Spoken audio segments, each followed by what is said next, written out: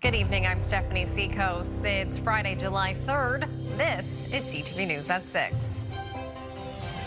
Tonight, grocery rebate. Why some Maritimers are finding a little extra in their bank accounts.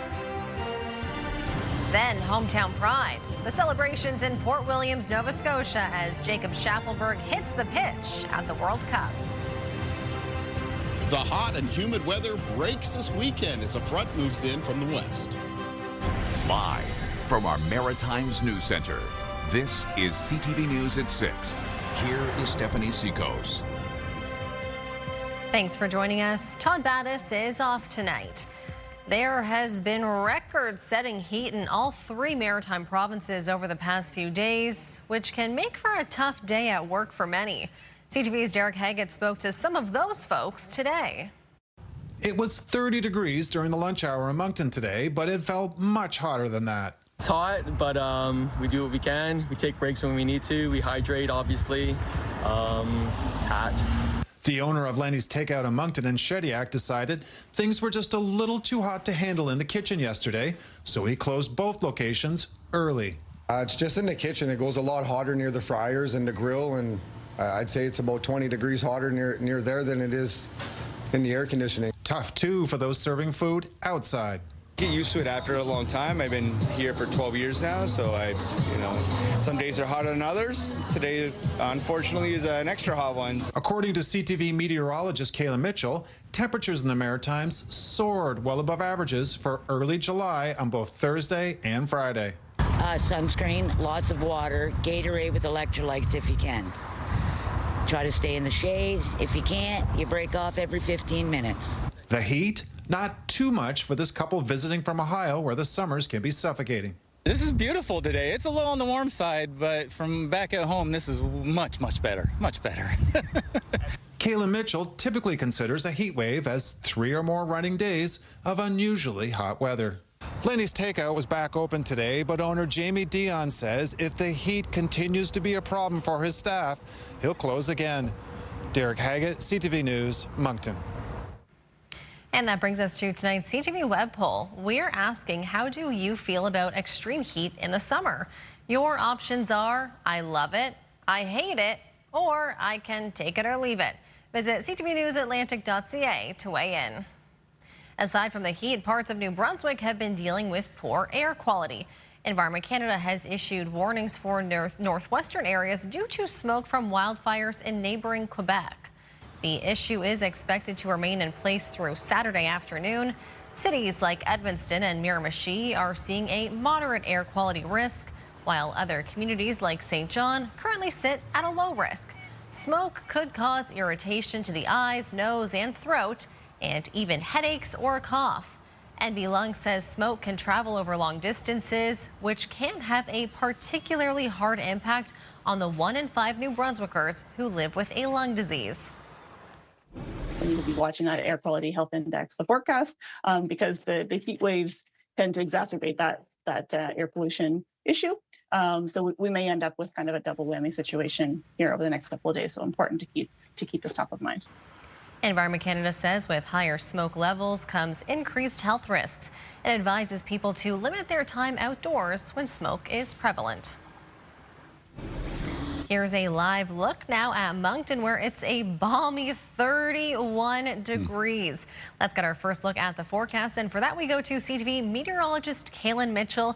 And my goodness, 31 degrees still at 6 o'clock in the evening. Balmy is the right way to put it. Now, this is the peak for the Maritimes in general for the hot and humid weather, because we have some changes that'll be on their way through this weekend.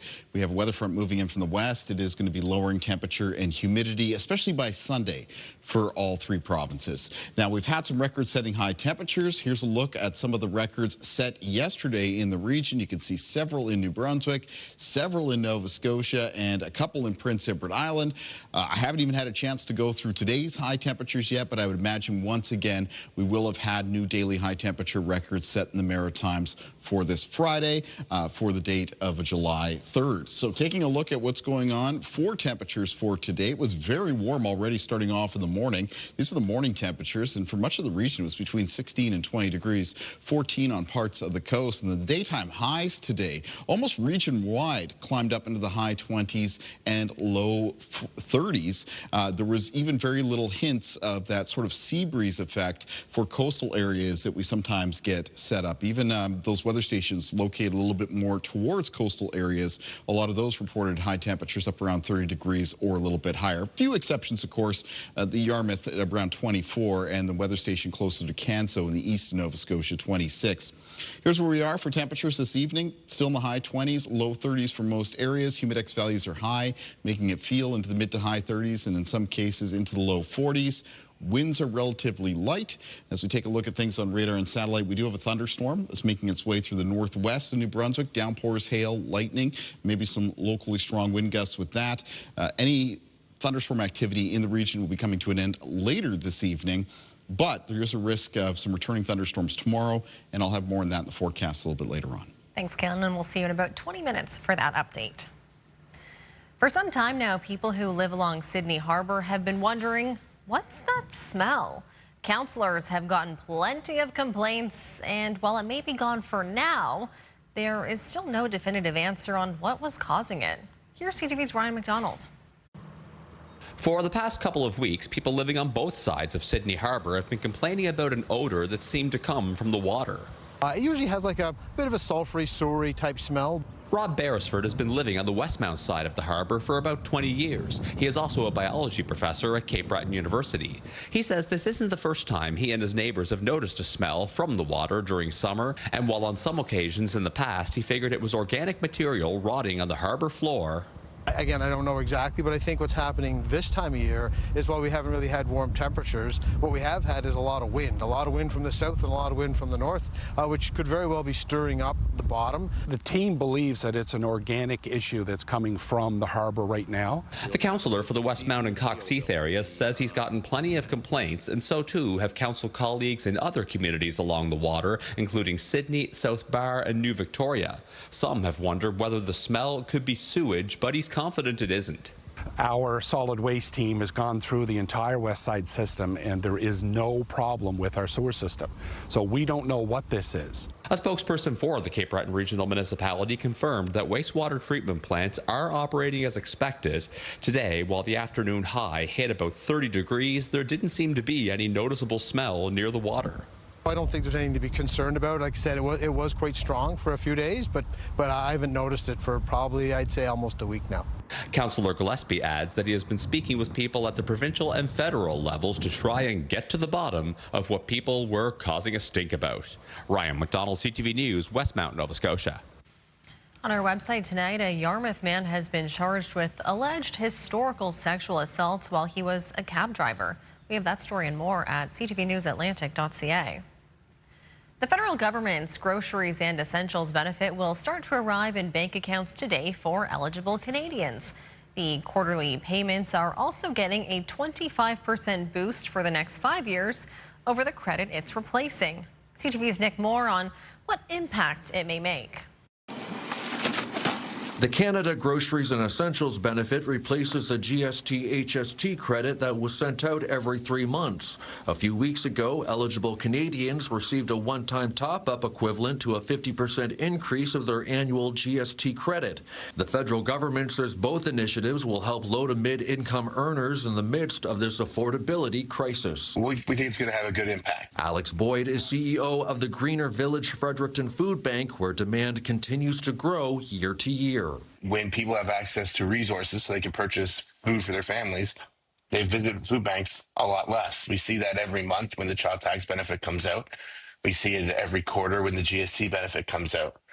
So the fact that this support is going to go directly to the same people who need that support is going to have an impact. There's no doubt in our minds. Boyd says a more permanent solution is needed. Nicolette Taylor, who is the chairperson for Acorn New Brunswick, agrees. These things help a little bit, but it doesn't go far enough. Taylor says too many people are one lost paycheck away from catastrophe. We see so many people who are living on that edge. It's causing them great stress, and nobody should be living like that. Nobody deserves to live like that. So that's what we're talking about, when the government needs to do a whole lot more to help people out of that. The Canada Groceries and Essentials benefit will be made quarterly, with the last payment of this year coming in October. Nick Moore, CTV News, St. John. 2 people have been injured after a crash on Fredericton's Westmoreland Street Bridge. It happened yesterday just before 5 p.m. The collision involved a dump truck, a passenger vehicle, and a tractor-trailer. A 59-year-old man and a 62-year-old woman were taken to hospital with non-life-threatening injuries. The collision is under investigation. Video of the crash that caused a fuel spill in St. John earlier this week has found its way online. The video appears to show an SUV driving the wrong way in the eastbound lane of Highway 1 coming into St. John before colliding head-on with a dump truck. St. John police say the driver of the vehicle is expected to fully recover from their injuries, but did not say exactly what injuries occurred. The incident remains under investigation, which could involve potential charges. The province says cleanup of a fuel spill caused by the crash is ongoing. Nova Scotia RCMP have shared stunning video from Cape Breton's Victoria County, which has resulted in 2 tickets being issued under the Motor Vehicle Act. Police say a 25-year-old Moncton man has been ticketed for riding in a part of a vehicle that is not designed for passengers, while the 21-year-old driver from Hubbard's was ticketed for allowing it to happen. It happened on Highway 105 near Bedeque last Saturday afternoon. According to RCMP, the 25-year-old was strapped in the back of the open hatchback with an improvised restraint, filming a vehicle behind them while traveling at approximately 100 kilometers per hour. Canada will face Morocco in an historic round 16 match at the FIFA World Cup tomorrow in Houston. And celebrations are kicking off here in Nova Scotia, especially in Port Williams, the hometown of Team Canada's Jacob Schaffelberg. CTV's Emma Convey visited the community today for a look at the excitement. Jacob Schaffelberg's grandparents start every game the same way, sitting in these 2 armchairs at their home in Port Williams, Nova Scotia. Sometimes I'll sit a little closer, but because I don't want to miss anything. Having been to all his games in Nova Scotia growing up, even a few in Toronto, watching him play in the World Cup fills them with pride. It's just amazing that he is where he is. He's good. He's really good. We always sort of think of him as being about like this and crying, not wanting to, nervous about going out onto the field and play. But he's gotten over that, that's for sure. The whole community is rallying behind him and Team Canada. Having somebody from Nova Scotia on the Canadian team, and like with how far they've went, it's incredible. Unbelievable. We're so excited for them. Epic history making, and to know, that Jacob is a part of that is just phenomenal, and just a great family. It's bringing the whole world back together. It's showing that our whole nation is colorful. We are from all over the world, and we are uniting to just cheer for our nation's soccer team. Those cheers will be loud at the Port Pub in Schaffelberg's hometown. This is our first FIFA game that we're showing in the tap room. A lot of people in the community want to support them. They're hoping for a big turnout. Family event for everybody in the community. They can come in and have a pint and something to eat, or they can have water and watch it outside. It's for everybody, and everybody's welcome to come. Marvin and Barbara Messam plan to attend this viewing party before the game, but by 2 p.m. they'll be back in their chairs. I've got so many older friends that have never, ever watched my Probus group, everybody out there that watch soccer now. It's just... Even so many little old ladies. Pull the Nova Scotians together. Now come tomorrow at 12:30, this place will look a lot busier. TVs hung around the patio, games and a band. Of course, lots of fans filling the streets and the pub, coming out to support Team Canada and Jacob Schaffelberg. Stephanie. Thanks, Emma. CTV's Emma Convey reporting in Port Williams, Nova Scotia. Gas prices are up again across the Maritimes. The spike comes even as oil prices have been easing in recent days, leaving many drivers questioning why relief isn't showing up at the pumps. As CTV's Hafsa Arif explains, experts say it's a mix of global markets, timing, and regulated pricing. If filling up your tank felt a little more painful today, you're not imagining it. Drivers in the Maritimes woke up to another jump at the pumps. When the deal between Iran and the United States seemed to be off, that spiked prices a little bit. That was what really is why we're paying a little bit more.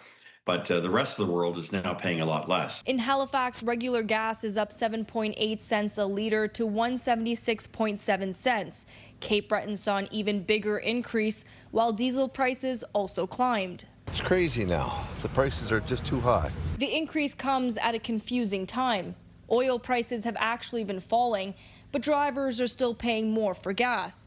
That's because one reflects expectations about the future, while the other is affected by additional costs. Oil is down because it's a futures market, it's paper trading, it's financial trading. No one's taking delivery of oil. Gasoline is a physical market. You have to pick it up, deliver it, and put it in your gas tank. He says Nova Scotia's regulated pricing system can also delay price changes.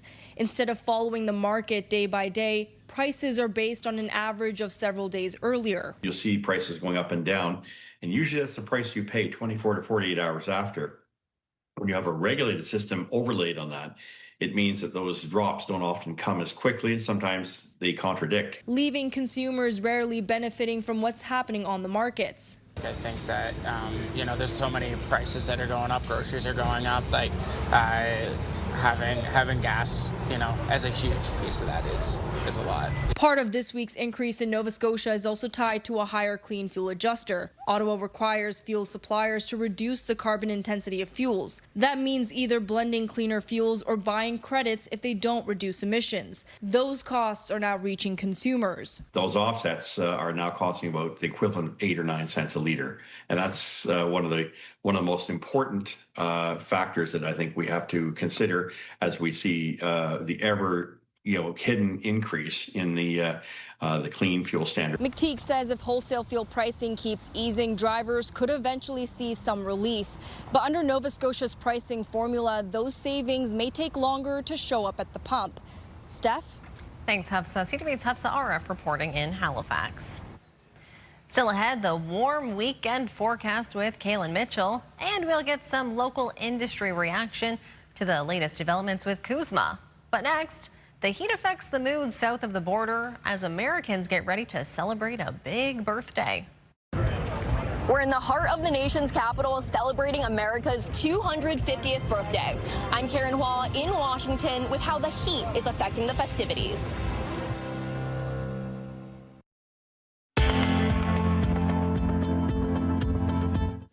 This is the Campfire Conditions Report brought to you by Pine Acres RV, where customers become friends. In the province of New Brunswick, the following counties are open to campfires: Gloucester, and then in the south and southeast, Westmoreland, Albert, St. John, Kings, Queens, and Sudbury counties. Now, the rest of New Brunswick, you're allowed to have a campfire between the hours of 8 p.m. and 8 a.m. For the province of Nova Scotia, for the mainland, campfires are permitted between 7 p.m. and 8 a.m. And in Cape Breton, you can have a campfire between 2 p.m. and 8 a.m. And in Prince Edward Island, you're allowed to have a campfire, but domestic brush burning is only permitted between the hours of 2 p.m. and 8 a.m. Be sure to check in on any municipal restrictions and bylaws before having a campfire as well.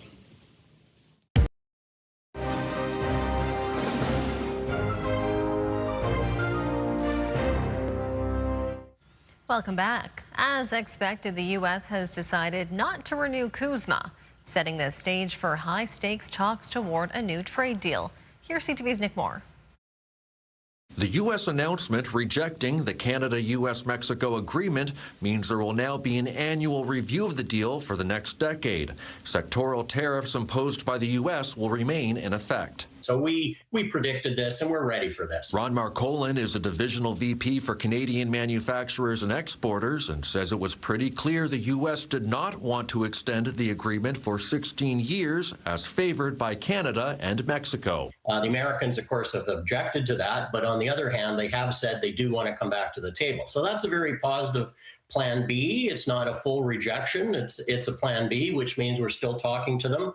The concerning thing is the 232 sectoral tariffs, which of course affect aluminum, steel, softwood lumber, and the auto sector, which are very concerning to Atlantic Canadians and of course, elsewhere in Canada. Industry Minister Mélanie Joly answered questions from reporters about the U.S. rejecting a deal. My message to Canadians is we've got your back, we're working with you, and we're building Canada strong. And these are not only slogans, these are real decisions that we're taking as a government to protect jobs and create jobs across the country. The official opposition says the federal government has not been negotiating in an effective way. Let us take the same type of intensity that we're bringing to diversification, which is good for Canada, to at least bring that same level of intensity to negotiating with the United States. I think the Prime Minister has spent more time in other capitals than focusing on the United States trade deal. If all three countries are unable to agree on an extension after 10 years, CUSMA will expire. Marcolin says while it was predictable the U.S. would reject a deal now, everything else is up in the air. This throws a wrench into the works and has for over a year and a half. We just hope we can come to an agreement with the Americans in relatively short order. Marcolin says he's not expecting much movement on the file until after Labor Day. Nick Moore, CTV News, St. John. Get the Maritimes top stories, breaking news alerts, and watch live. Download the CTV News app. To the U.S. now, where the heat is impacting 4th of July celebrations.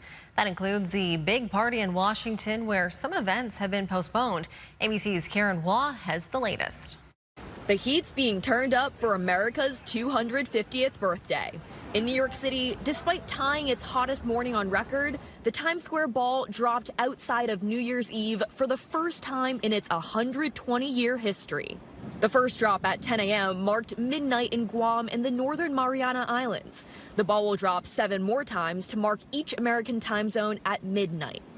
The bipartisan group America 250 has been planning these festivities for more than a decade, which also include a time capsule burial and more than 1,200 celebrations around the country. I pledge to give America the most spectacular birthday party the world has ever seen. When President Trump took office for his second term, his administration created their own group called Freedom 250. Their marquee event, the Great American State Fair. A Ferris wheel, state exhibits, all in the heart of the National Mall for 2 weeks. But these triple-digit temperatures forcing organizers to shut the fair down until 5 this evening. The event has been postponed. We will reopen at 5 p.m. The dress rehearsal for the Capitol 4th concert was closed to the public. The Freedom 250 rodeo was postponed. And Saturday's main event, featuring military flyovers and fireworks, has been pushed back from 1 to 5 p.m. Despite the heat, officials are bracing for record crowds, so security is tight. The FBI deploying anti-drone technology. And for the first time ever, a 3-mile swath of the Potomac River shut down to private boats all day. We are prepared for any contingency. Prepared for what's billed as the largest fireworks show ever, happening Saturday night in Washington. The display will blast off from these huge barges in the Potomac River. And tonight there's set to be a fireworks show in Mount Rushmore, which the president will be attending. Karen Waugh, ABC News, Washington. We'll take a short break now. Just ahead, Kaylin will be back with the full forecast, including the weekend weather. We'll have those hot details just after the break.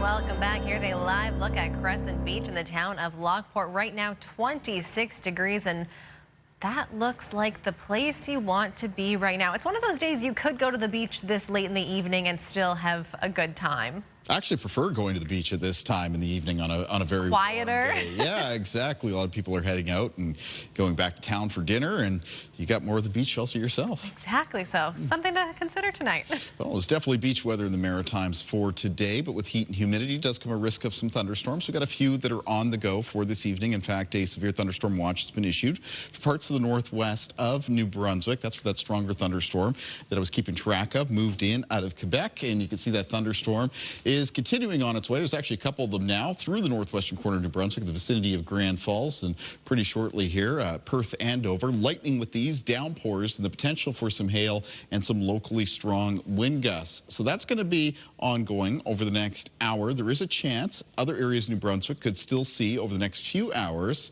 another thunderstorm or two pop up. Also keeping an eye on a couple spots in Prince Edward Island and Nova Scotia. You can see some returns showing up here on radar. Just off towards the east of Charlottetown. Potential that maybe develops into a small thunderstorm shortly.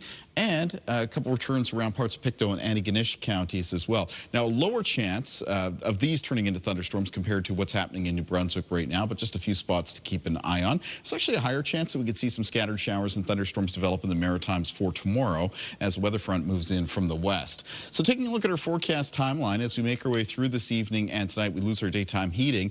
Any of those showers or thunderstorms that did pop up or are still ongoing will come to an end. Overnight, very warm, muggy, some fog patches.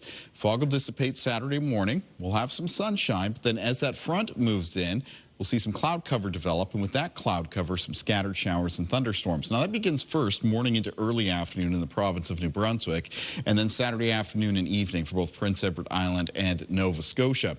And then after that front goes through, and we're into a northwest wind, that's when temperatures and humidity levels are going to be coming down. So here's a look at the thunderstorm risk map tomorrow for the Maritimes. It's a lower chance in the northwestern corner of New Brunswick and the southwest of Nova Scotia, and then a little bit of a higher chance of a thunderstorm through southern and eastern areas of New Brunswick, Prince Edward Island, northern, central, and eastern areas of Nova Scotia. Taking a look at winds in the forecast for tomorrow, for the region, they'll be out of the west and northwest. They'll be sustained 10 to 20 kilometers per hour with some gusts between 20 and 40. Low temperatures in the forecast for tonight, much like last night, won't be much cooler than the range around 16 to 20 degrees. Highs for tomorrow in the north of New Brunswick, they actually come down a little bit because New Brunswick's getting onto the slightly cooler and less humid side of that weather front first. So they will be mostly around the low to mid 20s. So Miramichi still with a high of 27 in the forecast. 29 for Fredericton for tomorrow, 28 for St. John and for Moncton, the southeast of the province. Prince Edward Island tomorrow with high temperatures close to the mid 20s, but still feeling near 30 with the humidity in the air. That won't be gone yet. That'll come down for Sunday. Cape Breton for tomorrow. Most areas with high temperatures in the high 20s. In Inverness County, the high temperatures 24 to 26. Near 29 in the north shore of mainland Nova Scotia. On the eastern shore, most of the highs between 24 and 29 degrees. 27 for Amherst, 30 for Truro, 30 for the city centers, Halifax and Dartmouth again. 30 for the Annapolis Valley, and on the south shore of Nova Scotia, most of the high temperatures between 29 and 31, close to 24 for Yarmouth and Barrington. Taking a look at the extended forecast for New Brunswick coming up on Sunday. It's a mix of sun and cloud, but high temperatures close to the mid-20s, lower humidity. It's plenty warm, though, on Monday of next week. High temperatures around the mid to high 20s and looking very warm as well for Tuesday, Wednesday, and Thursday. Finally, a chance of showers on Friday. For Nova Scotia in the forecast, coming up on Sunday, it's a mix of sun and cloud. Then coming up on Monday, mostly sunny and high temperatures mid to high 20s. Temperatures might come down a few degrees on Tuesday, but it looks plenty warm on Wednesday and Thursday of next week with a mix of sun and cloud and a chance of showers on Friday. And for Prince Edward Island, a mix of sun and cloud on Sunday and a little bit cooler. Highs close to 18 degrees. Temperatures rebound, though, for Monday with highs near 24, then near 26 for Tuesday, Wednesday of next week. And next chance of showers could be all the way out to next Friday. Stephanie. Thanks, Kaylin. We'll check in with you a little bit later for the wake-up weather for Saturday. But next, we'll head to the theater to hear all about the latest releases from CTV film critic Richard Krause. Stay with us.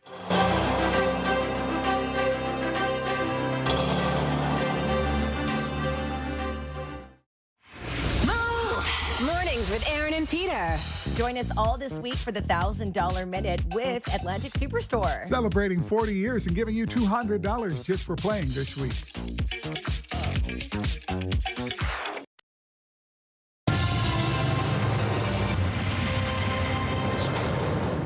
With the heat expected to last through the weekend, you may be looking for ways to cool off. Well, why not head to the movie theater? To help guide us through the new releases, we are joined now by CTV film critic Richard Krause. Thanks for chatting with us this evening. Oh, thanks for having me. So, Richard, first up, we have one for the whole family, Minions and Monsters. Let's take a look.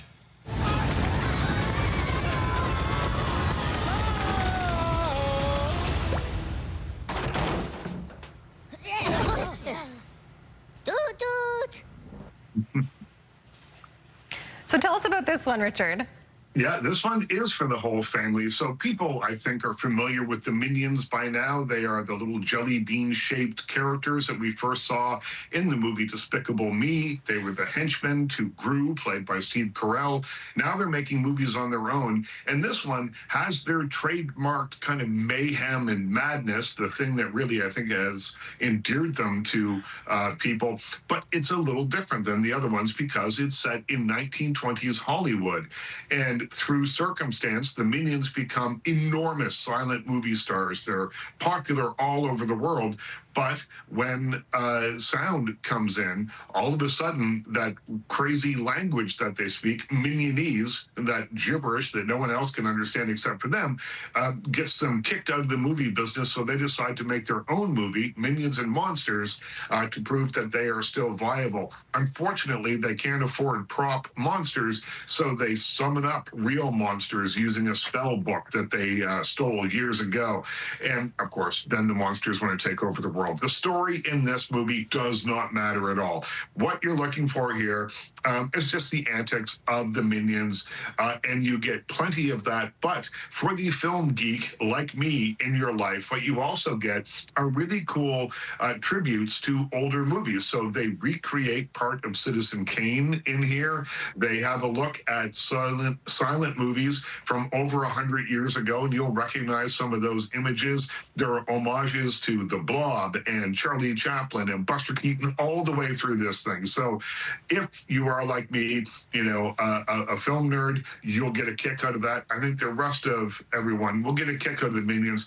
I think kind of you have to be a little bit dead inside not to enjoy them. So I gave it 3.5 stars out of 5 called Minions and Monsters, and it's in theaters now. Definitely something for everyone there. And it seems like these animated franchises are doing really well. You know, we just saw the release of Toy Story 5. Now, of course, this latest Minions flick. What is it about these types of films? Well, the whole family can go. And so, you know, you can take everyone to a movie like Toy Story 5, which I told you about a week or so ago. And the beauty of that movie is that there's stuff in there for the entire family. Kids will have a completely different read on it than older people in the audience, their parents or grandparents. And I think that's the beauty of those movies. Now, the Minions is just pure unadulterated fun for kids of all ages. And I think, you know, with the heat waves that we're all experiencing now and with all the bad news on television and the radio, I think we all just want to go to the movies and escape for a little while. And these movies certainly provide that. Okay, switching gears here a little bit. Next up, we have the star-studded film, The Invite. Here's a look. Feel a very strong connection with you guys. That is so nice. Thank you. Yeah. I'll say thank you, Joe. Thank you. Very flattering. Tell us about this one, Richard. I loved this movie. This is Olivia Wilde, who also directs, and Seth Rogen playing an unhappily married couple. They invite the impossibly cool couple from upstairs down to their apartment. They're played by Penelope Cruz and Edward Norton. And then pretty much everything that could go wrong in one evening does go wrong.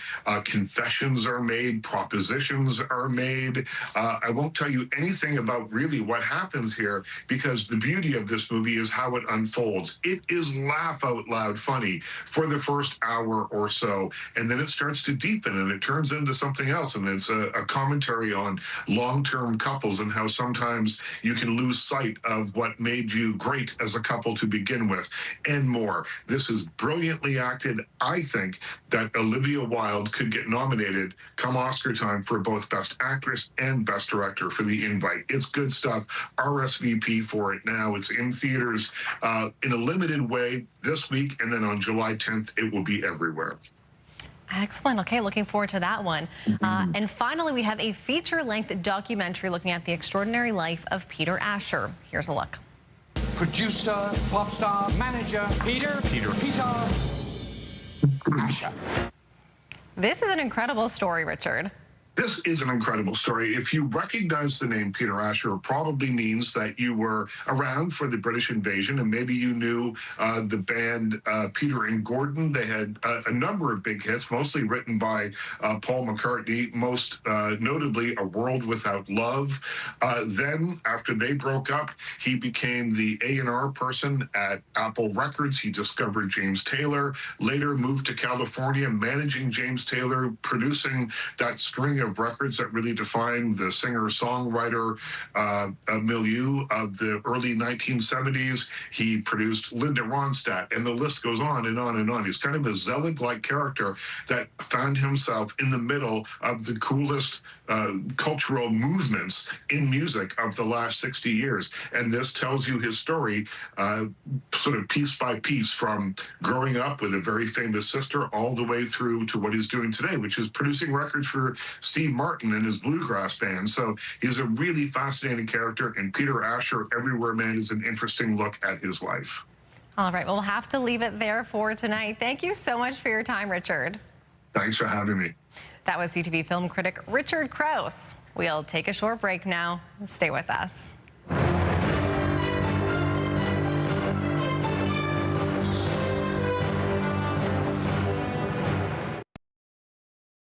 In health and medical news tonight, how to avoid sleep disruptions this summer when going on those long road trips.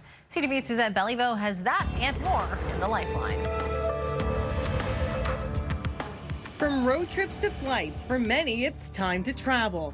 But those time zones can be tricky. Sleep specialist Michelle Giroux with Cleveland Clinic says your body may be in a new place, but your internal clock is still at home. She says it can lead to sleep disruptions, daytime sleepiness, low energy, irritability, and digestive issues. Giroux says jet lag relief starts before you even travel. Get adequate sleep leading up to the trip. And if you're traveling east, she says a sleep shift may help some. That means going to bed and waking up a little earlier. But she says that can get complicated. So instead, she recommends focusing on things you do while traveling. Things like making sure you're staying hydrated, drinking a lot of fluids, but maybe limiting alcohol, which can worsen sleep quality and make you more dehydrated. When you arrive at your destination, adapt to the local schedule as much as possible. If you're flying overnight, she says to sleep as much as possible on the plane. And if you arrive in the morning, avoid napping. Instead, stay active and seek sunlight. With health and medical news, I'm Suzette Belliveau for the Lifeline.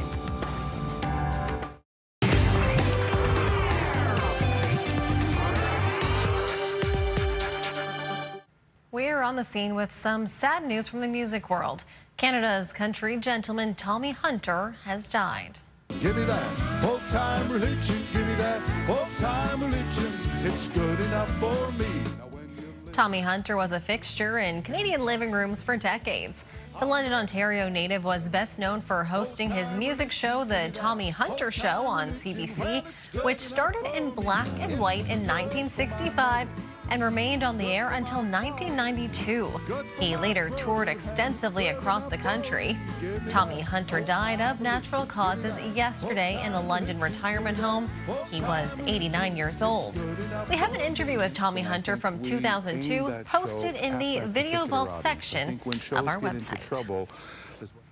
Now, in happier entertainment news, Taylor Swift and Travis Kelce are hosting the wedding celebration of the year today in the heart of New York City. Crews have spent the past several days transforming Madison Square Garden into a reception venue as a guest list of hundreds make their way to the iconic arena. ABC's Christiane Cordero has the details from New York. It is one of the most anticipated weddings between two pop culture powerhouses. Today, Taylor Swift and Travis Kelce are dancing to this beat forevermore, celebrating their marriage at New York's Madison Square Garden. Over the past several days, workers have been seen unloading equipment into the arena. No security fencing and privacy tarps are making it hard for Swifties to sneak a peek. Still, some are trying. I can't wait to see the wedding photos and everyone who's in here today. It's so nice to see her so happy. This summer heat dome keeping it 100 or so degrees outside the arena. Don't just sweat it, baby, it's all right. You were dancing through the lightning strikes. side, sources tell ABC News roughly 1,000 people are expected to be in attendance. Reps for Swift and Kelsey haven't confirmed any details. Ahead of the event, a series of gifts, not to the newlyweds, but from them. I'm blown away and overjoyed with that gratitude. Dolly Parton's Imagination Library is one of 20 nonprofits that received a combined $26 million in donations from the couple. Dolly offered her thanks on social media. And know that I will always love you. Mwah.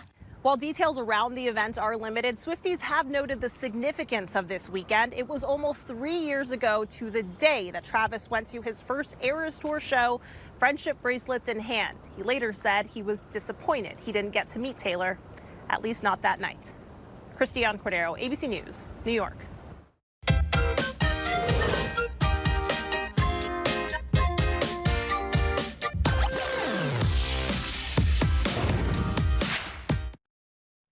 In business, the U.S. stock markets were closed for the July 4th holiday. Meanwhile, shares in waste management company GFL Environmental are up today as the Canadian company considers a possible sale. BNN Bloomberg's Marilla Fernandez reports. Bloomberg's reporting buyout firms are interested in taking GFL private. GFL handles industrial, commercial, and residential waste. It had operated out of Vaughan in Ontario, but announced earlier this year it was moving its main office to Miami. GFL is a $14 billion company, which operates in both Canada and the U.S. GFL declined to comment on the story. Here are the closing numbers for the day. The Canadian dollar is down to 70.41. West Texas Intermediate is up to 68.78. Western Canadian Select is up to 53.27, and the TSX gained 308 points today. Those are your business headlines. I'm Marilla Fernandez. Time for one final look at the forecast. Let's go to Kaylin on the very muggy weather deck this evening. This is one of the most hottest, muggy evenings I can remember being out here on the weather deck. And it's just the type of conditions we're in right now in the Maritimes, so the heat and humidity will be coming down gradually through the weekend. Let's take a look at a view picture for tonight. This is a nice shot. This is coming in from Michael Renault. Nighttime view here of the harbor in Digby. I want to thank Michael very much for sharing that picture, and I want to congratulate Michael and Janice on their 33rd anniversary. Digby for tomorrow is a mix of sun and cloud and a high temperature near 27 degrees. Day planner for tomorrow in the Maritimes, very warm, still muggy in the morning with some fog patches around. Fog will be dissipating in the afternoon. We start to see some changes as the weather front moves in from the west. That'll bring some scattered showers and thunderstorms to the province of New Brunswick. Later in the day, a chance of those showers and thunderstorms reaching Prince Edward Island and Nova Scotia. Let's find out what's ahead on your Morning Atlantic. Monday on your Morning Atlantic, add some sparkle and color to your summer wardrobe. We will get details on the latest jewelry trends from the experts at English Jewelers. Start your morning with us Monday on your Morning Atlantic on CTV2 and Crave. Finally for us tonight, an unusual discovery has been made in England just in time for the 4th of July in America. A rare original copy of the Declaration of Independence was found in London in a drawer. A volunteer at Britain's National Archives says he was sifting through a box of letters from a Royal Navy captain when he found it. Officials say it's one of only 11 original copies and the only known copy outside the U.S. According to the National Archives, this copy was printed in New Hampshire in July of 1776. But the Royal Navy seized it on Christmas Eve of that year. And that will do it for us tonight. Callum Smith has your next newscast at 11:30. But for local news anytime, visit ctvnewsatlantic.ca. It's your home for news. We'll leave you now with the names of everyone here who make our broadcast possible, along with some stunning scenes from George's Island. Thanks for watching tonight and have a great weekend.